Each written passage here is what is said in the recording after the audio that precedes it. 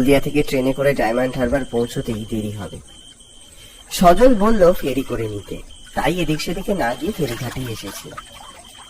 ফেরিঘাটে পৌঁছতেই দেখি ফেরিঘাট একেবারে ফাঁকা। আজ সকাল থেকে আকাশের মুখ ভার, যখন তখন বৃষ্টি নামছে। সজল বলেছিল শেষ লঞ্চ রাত 10টায়। শেষ লঞ্চটা কি তাহলে বাতিল হয়ে গেল, নাকি ছেড়ে দিয়েছে এতক্ষণে? জিজ্ঞেস করার মতো কাউকে দেখতে পেলাম না। এদিক ওদিক তাকিয়ে দেখলাম একজন লোক মালপত্র সাইকেলের উপর চাপিয়ে ফেরিঘাট ছেড়ে বেরিয়ে যাচ্ছে।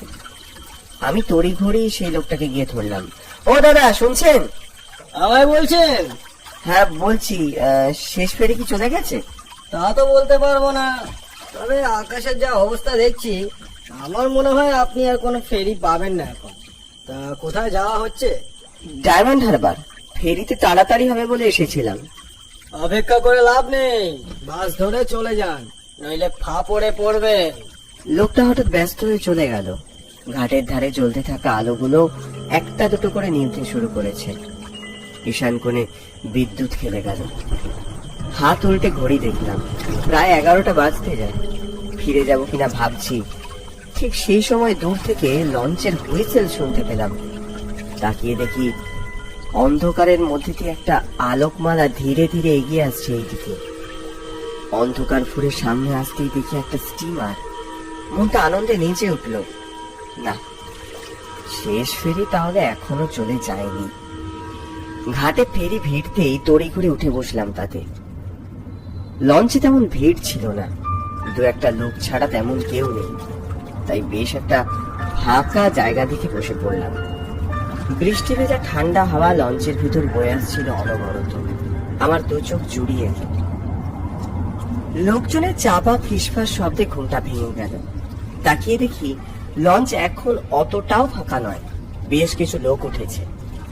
বাইরে তাকাতেই চারপাশে কালো জল ছাড়া কিচ্ছু দেখতে পেলাম না। ঘড়ির দিকে তাকাতেই খটকা লাগলো।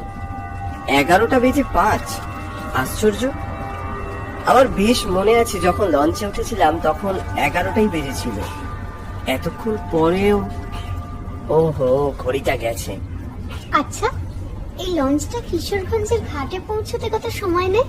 চমকে ঘুরে তাকিয়ে দেখি ঠিক আমার পাশেই বসে আছে একটি মেয়ে।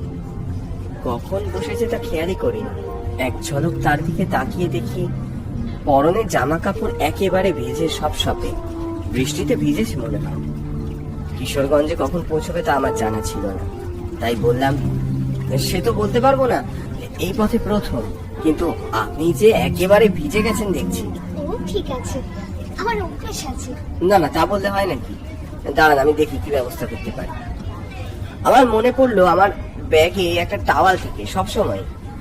তড়ি করে সেটা বের করে এগিয়ে দিলাম তার দিকে। এই নিন, এটা দিয়ে চটপট মাথাটা মুছে নিন তো। মেয়েটা অপ্রস্তুত ভাবে হেসে আমার হাত থেকে তোয়ালে নিয়ে একরাশ কালো চুলে আলতো করে বোলাতে বোলাতে বললে, অনেক ধন্যবাদ। আসলে অসময়ে বৃষ্টি নামবে বুঝতেই পারিনি। আরে না না, এতে আবার ধন্যবাদ দেওয়ার কি আছে? আপনি কি বাড়ি ফিরছেন? এই যা, আপনার নামটাই তো জানা হলো না। আমার নাম রূপকথা, রূপকথা মিত্র। আপনার? আমি হিমাংশু। আপনি এদিকে কি কোনো কাজে এসেছিলেন? হলদিয়াতে আমাদের অফিসের মেইন ব্রাঞ্চ, তাই আসতে হয়েছিল আর কি। বুঝতে পারিনি এত রাত হয়ে যাবে। ও, আপনার হলদিয়াতে অফিস? আমারও তো হলদিয়াতে অফিস। রূপকথা মুচকে হাসলো। ওর চুলগুলো হাওয়ায় এলোমেলো উঠছিল। হাসলে ওকে বেশ মায়াবী লাগে। আমি জোর করে ওর দিক থেকে চোখ সরালাম। হঠাৎ চোখ চলে গেল লঞ্চের কোনায় বসে একটি লোকের দিকে। লোকটার মুখটা কি ভীষণ ফ্যাকাশে মনে হলো। আমি রূপকথাকে ডাকলাম, দেখুন ওই ওই লোকটার মুখটা। কি দেখবো? কোন লোকটা? লোকটাকে দেখাতে গিয়ে দেখলাম কোথায় কি লঞ্চের কোণে বসে সেই লোকটার মুখ সম্পূর্ণ স্বাভাবিক।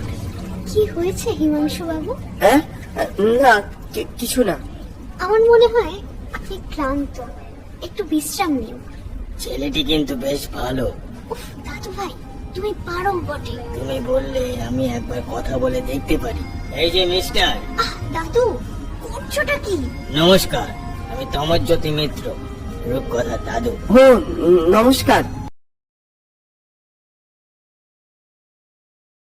এতক্ষণে খেয়াল পড়ল রূপকথার পাশেই বসেছিলেন একটা বয়স্ক ব্যক্তি। মাথা ভর্তি সাদা বাবরি চুল, পরনে সাদা ধপধপে ধুতি, পাঞ্জাবি, চোখে মোটা ফ্রেমের চশমা।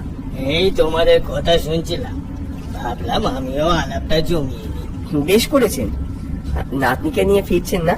হ্যাঁ বাবা, যা দিনকাল পড়েছে, মেয়েকে একা ছাড়ি কি করে বলো তো? তারপর এই রাত বিরেতে বাড়ি ফেরা। খুব ভালো করেছেন। সত্যি আজকাল দিনকাল ভীষণ খারাপ। তা তোমার বাড়িতে কে কে আছে? এখন বাড়িতে লোক বলতে আমি, বাবার মা। একসময় আমাদের বাড়ি কম কম করতো লোকজনে। কাকুরা তো সব বাইরে বিদেশে কাজে, আর আমার ভাইরাও বেঙ্গালোরে পড়াশুনো করছে। ও আই সি। তা তোমার বিয়ে থা? আহ দাদু, তুমি চুপ করবে? এরপর থেকে আমি তোমাকে কোথাও সঙ্গে নেব না। তুই আর কি বুঝবি? যতদিন না তোকে একটা ভালো ছেলের হাতে নিশ্চিন্তে তুলে দিতে পারছি, ততদিন যে আমার শান্তি নেই। আমি ওদের কথা শুনতে শুনতে বাইরে থেকে তাকালাম। কি আশ্চর্য! ভিতর থেকে বসে বোঝার উপায় নেই যে লঞ্চটা চলছে। ইস, বাড়িতে এতক্ষণে চিন্তা করছে। আচ্ছা তমজ্যোতি বাবু, কটা বাজে বলতে পারেন? আমার ঘড়িটা মনে হচ্ছে বন্ধ হয়ে গেছে। হ্যাঁ, কিছু বলছো? ওনার দিকে তাকাতেই আমার গা শিউরে উঠল। এই কি দেখছি আমি?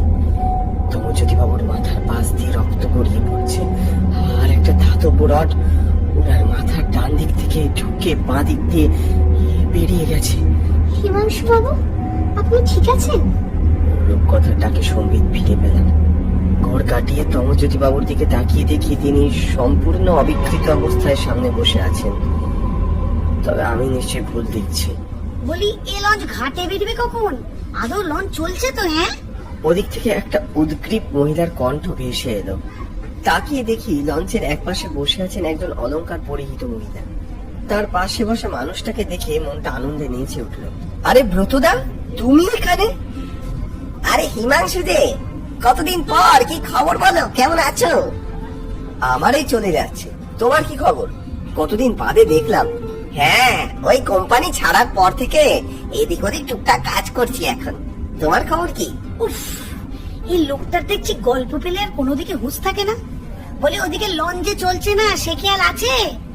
বাড়িতে বাচ্চাটা কি করছে কে জানে। আমি গিয়ে কথা বলি।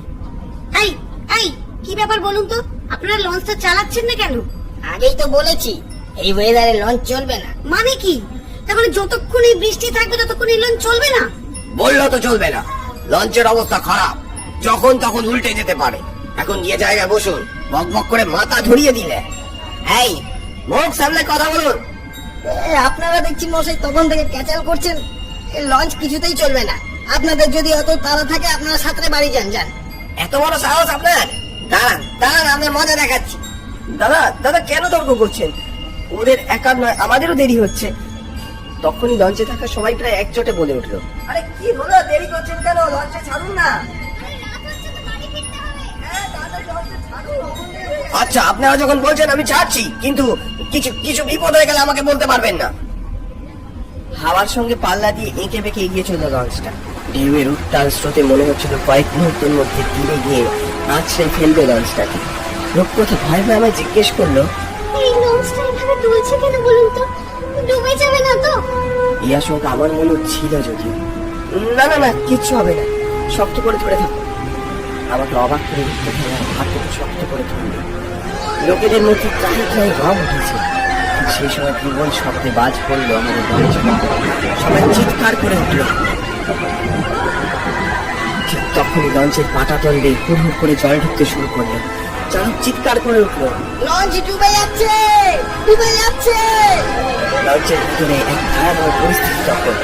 প্রাণ বাঁচাতে যে যেমন ভাবে পারছে নিজেকে বাঁচানোর চেষ্টা করছে। সে তো লঞ্চ ছেড়ে জলে ঝাঁপ দিল। রূপকথা দু হাতে আঁকড়ে ধরলো আমার। এবার কি হবে? জানি না। আর দাদু ভাই, এর কি হবে? আমি থাকতে তোমাদের কিছু হতে দেবো না। লঞ্চে ওঠার সময় ওদের কিছু লাইফ জ্যাকেট দেখেছিলাম, দেখি পাওয়া যায় কিনা। দিদি ভাই, কোথায় যাচ্ছ? আমাকে ছেড়ে যেও না দিদি ভাই। দাদু, আমি এক্ষুনি আসছি। ততক্ষণে লঞ্চটা একদিকে কাত হয়ে গেছে। লঞ্চের উঠারে থাকা লোকজন আমার চোখের সামনে গড়িয়ে পড়লো মাথাতে। কিন্তু তখনই খেয়াল করলাম লঞ্চের মাথার উপর থেকে একটা ধাতব রথ বিপজ্জনক ভাবে ঝুড়ে আছে তমজ্যোতি বাবুর একটু এদিক ওদিক হলে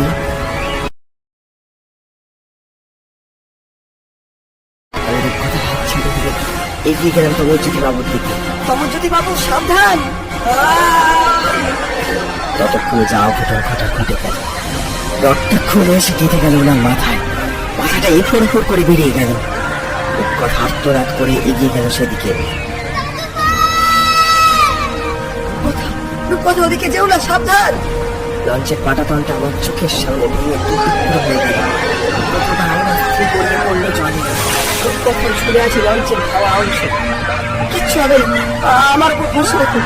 রূপকথা হাত ধরো, আমার হাত ধরো। কিচ্ছু হবে না, তুমি আমার হাতটা ধরার চেষ্টা করো। রূপকথা হাত বাড়িয়ে দিল আমার দিকে। ওর দু চোখে বাঁচার কি তীব্র আকাঙ্ক্ষা। আমি হাত বাড়িয়ে দিলাম আরেকটুখানি। রূপকথা প্রাণপণে চেষ্টা করলে আমার দু হাত আটকে ধরে। ঠিক তখনই কড়কড় শব্দ ভেঙে গেল লেগে থাকা। রূপকথা ভাঙা পাটাতন দিয়ে গড়িয়ে পড়লো আমার চোখের সামনে। না রূপকথা, না, না।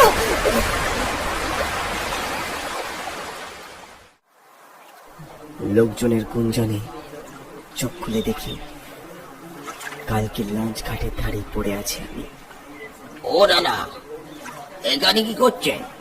আমি আমি এখানে কি করে? ওই লঞ্চটা গেল কোথায়? আর ঝড় বৃষ্টি থেমে গেছে? লঞ্চ? কোন লঞ্চ? আর ঝড় বৃষ্টি কোথায় হলো? কেন কালকে রাতে ওই যে 11টার শেষ লঞ্চটায় আমি উঠেছিলাম। কাল তো রাত 9টায় লঞ্চ চলে গেছে, সেই শেষ লঞ্চ। তবে ওই লঞ্চটা কোথায় গেল? আর রূপকথা? কে রূপকথা? তারপর কেটে গেছে 3 বছর। আমি আজও অকারণে অপেক্ষা করে থাকি সেই স্টিমারের। হ্যাঁ, সেদিন আমি যা যা দেখেছি, প্রত্যক্ষ করেছি, তা আজ থেকে প্রায় 5 বছর আগেই ঘটে গেছে। খবর নিয়ে জেনেছিলাম বছর 5 আগে অমনি এক ঝড় বৃষ্টির রাতে যাত্রীবাহী লঞ্চটা ডুবে গিয়েছিল ব্রতদাও। জানি সে লঞ্চ আর কোনো দিন ফিরবে না। আমার অপেক্ষার অবসান হবে না কোনো দিন। কিন্তু কিন্তু এক অসম্ভব সম্ভাবনা বুকে নিয়ে আমি অপেক্ষা করি আজও। অপেক্ষা করতে ভালো লাগে, তাই করি। মনে মনে ভাবি একবার ফিরে আসুক সেই তরি। আমি আবারও উঠে বসবো তাতে, আবারও হারিয়ে যাব।